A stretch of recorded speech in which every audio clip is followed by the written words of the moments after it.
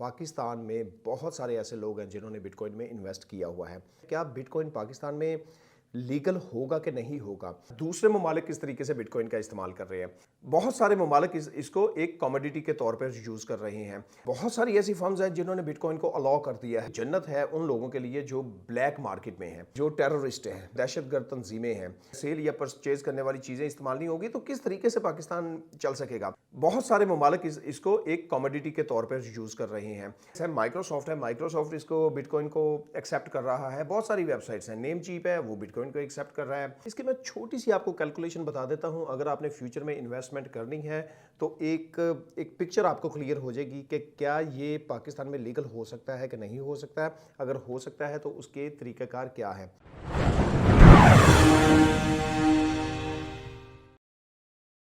बिस्मिल्लाहिर्रहमानिर्रहीम। अस्सलाम वालेकुम नाज़रीन, मैं हूं सगीरुद्दीन, आप देख रहे हैं कामयाब टीवी।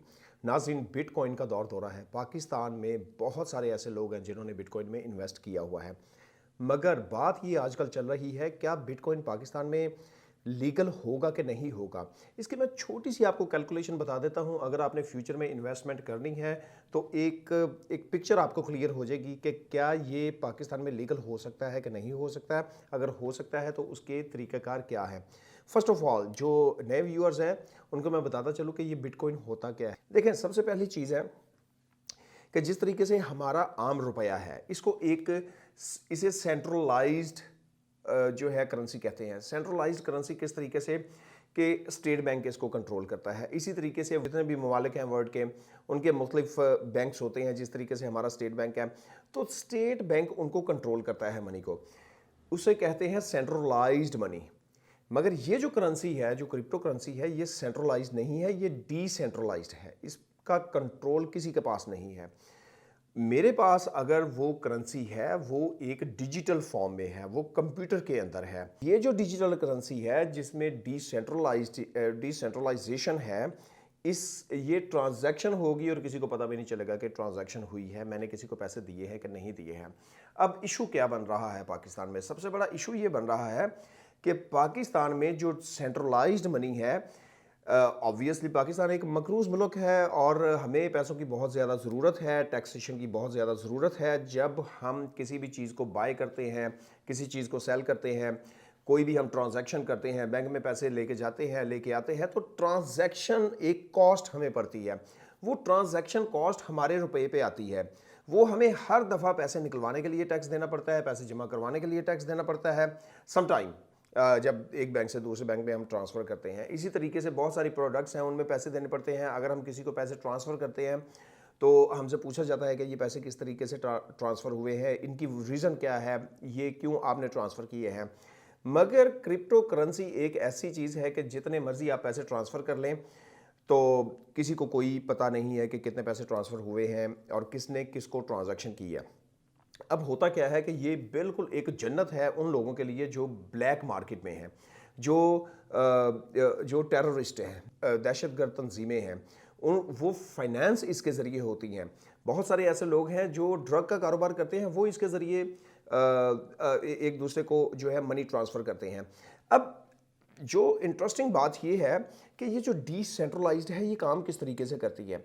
ये काम इस तरीके से होता है कि अब ऑलमोस्ट ये एक आइडिया दिया गया 1998 में कि इसको एक ब्लॉक चेन के ज़रिए एक प्रोटोकॉल ऐसा बनाया जाए जिसमें ये करेंसी बनाई जाए। ये जब करेंसी बनाई गई, अब इसको ट्रांसफ़र करने के लिए मुख्तलिफ मशीन्स इस्तेमाल होती थी। फॉर एग्जांपल, मेरे पास ये मशीन है, इसी तरीके से दुनिया के किसी और बंदे के पास मशीन है, ये ब्लॉक चेन का एक नेटवर्क है।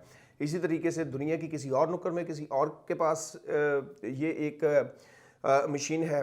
तो जब मैं यहाँ से कोई भी ट्रांजैक्शन करता हूँ तो वो ट्रांजैक्शन, जितनी भी मशीन्स हैं दुनिया में, वो सारी की सारी उस ट्रांजैक्शन को कैलकुलेट करती हैं।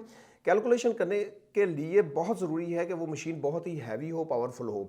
जब वो ट्रांजैक्शन मुकम्मल हो जाती है तो एक कोड जनरेट होता है। जब वो कोड जनरेट होता है तो ट्रांजैक्शन मुकम्मल होने के बाद जो माइनर्स हैं, उनको माइनर कहा जाता है, जो मुख्तलिफ किस्म के कंप्यूटर्स होते हैं, उनको रिवॉर्ड दिया जाता है चंद बिटकॉइन के हवाले से। उसके बिल्कुल एक छोटा सा पार्ट होता है, उस हवाले से उन्हें एक रिवॉर्ड दिया जाता है।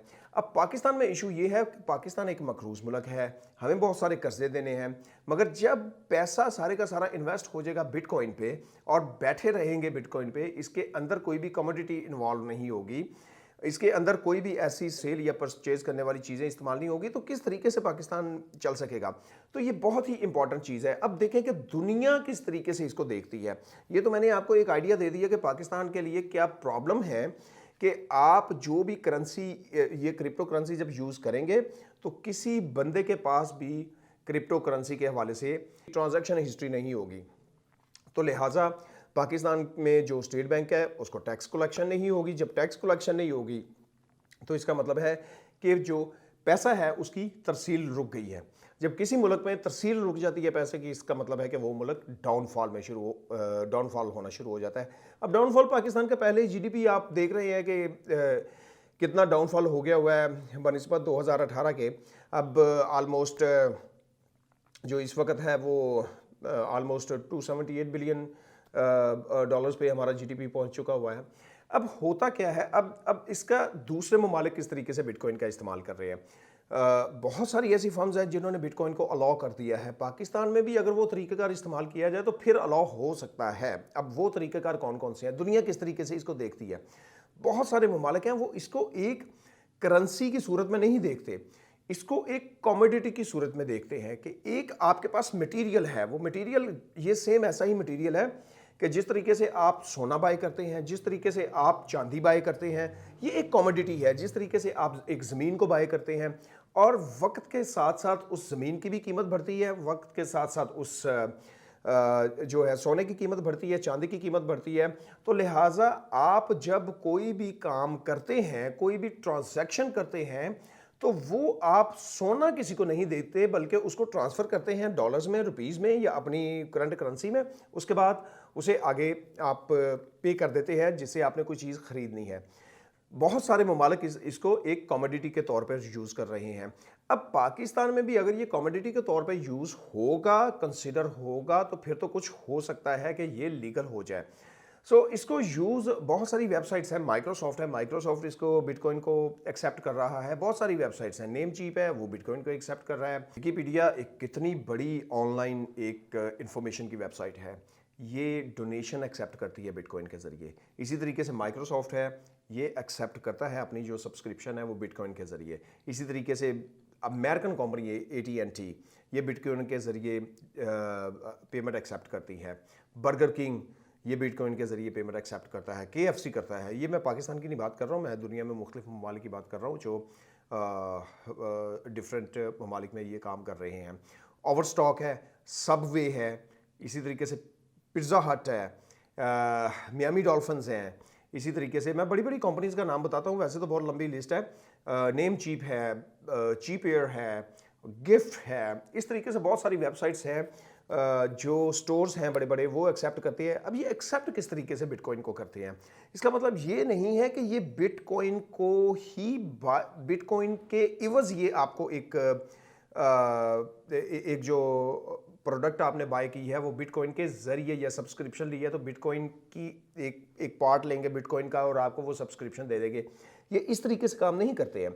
ये कैसे काम करते हैं कि इनके एक्सचेंज के साथ इसकी एक एक्सचेंज होती है जो मनी एक्सचेंज होती है, क्योंकि बिटकॉइन तो बहुत ही वॉलेटाइल है। सुबह आप उठे हैं तो पता चला है बिटकॉइन 60,000 पे है, शाम को देखा है आपने बिटकॉइन 55 पे है, अगले दिन देखा है 70 पे है। तो इसकी किसी तरीके से हो नहीं सकती है ट्रांजैक्शन। इसमें ट्रांजैक्शन कैसे होती है कि आप बिटकॉइन को कन्वर्ट करते हैं प्राइस में। सो फॉर एग्जांपल एक कंपनी है जो बिटकॉइन को एक्सेप्ट करती है, वो बिटकॉइन को एक्सेप्ट करती है कि जी हम बिटकॉइन एक्सेप्ट कर रहे हैं। वो कहते हैं कि अच्छा अब दो फील्ड्स हैं जिसमें आप ये प्राइस है और इस प्राइस को आप पे करें। आप बिटकॉइन के ज़रिए उस अपने बिटकॉइन को कन्वर्ट करते हैं उन डॉलर्स में और फिर वो डॉलर एक्सेप्ट कर लेती है वो कंपनी। इस तरीके से ये यूज़ हो रही है। अगर पाकिस्तान में इस तरीके से यूज़ हो फिर तो ये लीगल हो सकती है। जिस तरीके से हम अगर इसको भी क्रिप्टो करेंसी कंसीडर ना करें, इसको एक कमोडिटी कंसीडर करें पाकिस्तान में और इस पे एक नज़र हो, अब इसको रोका जा सकता है और रोक रहे हैं, बहुत सारे ममालिक रोक रहे हैं। अव्वल तो ये है कि बिटकॉइन कभी भी बंद नहीं हो सकता। अब ये चूंकि डिजिटल दौर है, डिजिटल करेंसी का दौर है, और डिजिटल करेंसी इसने बूम करना ही करना है। अगर आप इन्वेस्टमेंट करना चाहते हैं, आप इन्वेस्टमेंट कर सकते हैं, मगर मेन चीज़ आप अपने जहन में रखें कि जब पाकिस्तान इस क्रिप्टो करेंसी को अलाउ करेगा या लीगल करेगा, उसके लिए बहुत ज़रूरी है कि इसके ऊपर एक आंख होनी चाहिए जो इन सारी की सारी ट्रांजैक्शन को मद्देनजर रखे। अब जब इन कंपनीज ने अपनी सब्सक्रिप्शन को अलाउ किया बिटकॉइन के जरिए, तो इसका मतलब है कि मेरा अकाउंट है उन कंपनीज में। अगर मेरा माइक्रोसॉफ्ट में अकाउंट है, अगर मेरा नेम चीप में अकाउंट है, अगर डिफरेंट जो स्टोर्स हैं उनमें मेरा अकाउंट है, और मैंने जब बिटकॉइन के जरिए पेमेंट की है, इसका मतलब है कि मैंने बिटकॉइन में पैसों को ट्रांसफर किया है और इन पैसों से मैंने पे किया है, और जो मुझे प्राइस मिली है वो प्राइस टैक्स शामिल है उसमें, तो इसका मतलब मैंने टैक्स पे किया है। तो इस तरीके से आप इसको बहुत ही अच्छे तरीके से मैनिपुलेट कर सकते हैं अगर पाकिस्तान में इसको लीगल होना है। तो लीगल होने के लिए आपको पता है कि वकार ज़का बहुत ज़्यादा मेहनत कर रहा है इसमें, मगर उसकी मेहनत क्या रंग ला लेके आती है, ये अब देखते हैं आगे किस तरीके से जो पेमेंट है ये पाकिस्तान में किस तरीके से चलती है। तो मेरा ख्याल है कि आप ये जो वक्त है, ये अगर आपके इन्वेस्टमेंट अगर आपने करनी है, इसमें मेरी अभी भी सजेशन है कि बहुत ही ज़्यादा आप इन्वेस्टमेंट जो आपकी जमा पूंजी है वो इन्वेस्ट ना करें। जो आपके पास एक्स्ट्रा पेमेंट है वो आप अगर इन्वेस्ट कर भी दें तो ये फ्यूचरिस्टिक आपकी इन्वेस्टमेंट होगी। उम्मीद है कि आपको ये वीडियो पसंद आई होगी। इस चैनल को प्लीज़ सब्सक्राइब करें और अगली वीडियो तक के लिए इजाज़त दीजिए। अल्लाह निगहबान।